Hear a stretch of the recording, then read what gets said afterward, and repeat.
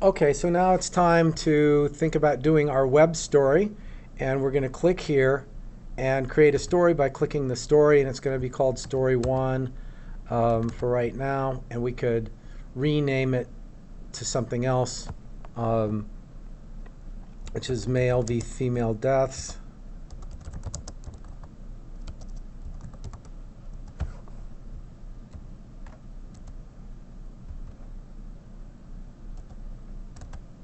And, well, I left Story 1 in there, so.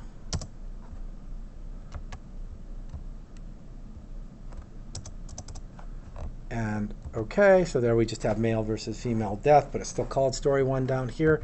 And we could add a caption for the first thing we're going to drag in. And over here is where we have our sheets. We have our maps and we have our graphs. We're going to grab and drag our graph in first, and that gives us it. And you notice it dragged along our selector with it. And since we set some of our axes to fixed, it works all right. But if we unclick everything and we grab a small country, it doesn't show up. So there's some advantages for analyses of having the fixed axes, but otherwise we have some issues. So we might want to do that on multiple sheets if we're going to compare countries of wildly different sizes. So I'm going to turn them all back on so it's there.